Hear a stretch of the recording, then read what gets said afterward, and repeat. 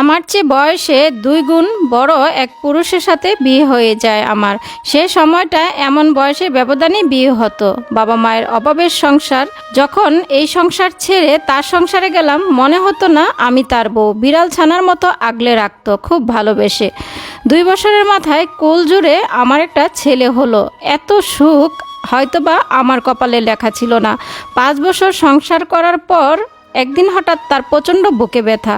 তাকে হাসপাতালে নেওয়ার পথে গাড়িতেই আমাকে একা করে পাড়ি জমালেন ওপারে। শেষ নিঃশ্বাস ত্যাগ করার আগে আমার হাত ধরে বলে গেলেন, বড্ড ভালোবাসি বউ তোমাকে, আমার ছেলেটাকে আগলেই রেখো। দ্বিতীয়বার ভালোবাসি কথাটা বলার আগেই আমাকে একা করে চলে গেলেন। স্তব্ধ নির্বাক চোখে তাকিয়ে রইলাম মানুষটার দিকে। নিজেকে কেমন পাগল পাগল লাগছিল। আমি চিৎকার করে কাঁদতে চাইলাম, কিন্তু চোখের পানিটাও আমার সাথে বেইমানি করলো। পাথরে পরিণত হলাম আমি। যেতে লাগলো স্বাভাবিক বোধ গতিতে। মানুষটা আমাকে এত ভালোবাসতো বলেই কি আল্লাহ তাকে তাড়াতাড়ি নিয়ে গেলেন? শুরু হলো ছেলেকে নিয়ে যুদ্ধ। আমি কাউকে পাশে পাইনি তখন। আমার স্বামীর আগের একটা বউ ছিল, আমার সতীন, আগের ঘরের সন্তান, ওরাও আমাকে বাড়ি থেকে বের করে দিল। এটা আমি কখনো সহ্য করতে পারতাম না যে আমার ছেলেটাকে মানুষে অবহেলা করে। আমি আমার ভালোবাসার মানুষের জায়গাটা কাউকে দেওয়া সম্ভব ছিল না। যখন মনে হতো যে নিঃসঙ্গ এই জীবনের সঙ্গী দরকার, তখন তার শেষ কথাটা মনে পড়ে যেত। তারপর ছেলের দিকে তাকালাম। ও এখন আমার সব কিছু।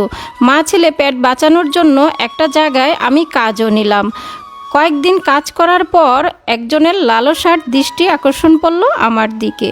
সুযোগ বুঝেই সে বাজেভাবে ছুঁয়েছিল আমায়। সেদিন বাসায় এসে পুরো একটা সাবান দিয়ে ঘষে ঘষে নিজের শরীরটাকে পরিষ্কার করছিলাম। কেমন জানি গা ঘিন ঘিন লাগছিল। অনেক কষ্টে ছেলেটাকে পড়াশোনা করালাম, অনার্সে ভর্তিও করালাম। মানুষের বাসায় বাসায় কত কাজ করেছি, রাস্তায় মাটি কেটেছি, নিজে না খেয়ে ছেলেকে খাইয়েছি, এমন করে ছেলেটাকে মানুষ করেছি। যেদিন সে বলল যে তার একটা মেয়েকে পছন্দ, আমি সেটাও রাজি হয়ে গেলাম ছেলের সুখের জন্য। কিন্তু ছেলে বিয়ে করার পর আমার এত কষ্ট, এত পরিশ্রম, এত ত্যাগ সে ভুলে গেল। সে তার বউয়ের কথা শুনে আমাকে প্রতিনিয়ত অপমান করে কথা বলতো, ঠিকমতো খাবার দিত না, আর আমাকে প্রতিনিয়ত বলতো আমি যেন তাদের বাড়ি থেকে বের হয়ে যাই। তখন আমার সেই পিছনের পুরনো কথাগুলা মনে পড়তো যে কার জন্য আমি এতটা কষ্ট করেছিলাম। সেই ছেলের বউ নাকি আজ আমাকে বাড়ি থেকে বের হয়ে যেতে বলে। আমাকে নাকি তার মা বলতেও লজ্জা করে, তাই বউয়ের মাকে মা বলে ডাকে। আমি পড়ে থাকি ঘরের এক কোণে। আমি সারাদিনে খেলাম বা না খেয়ে থাকলাম, কোনো খবরও নিত না। হঠাৎ একদিন ছেলের বউ আর শাশুড়ি আসলো আমার রুমে। আমাকে নিয়ে এক বৃদ্ধাশ্রমে রেখে আসলো।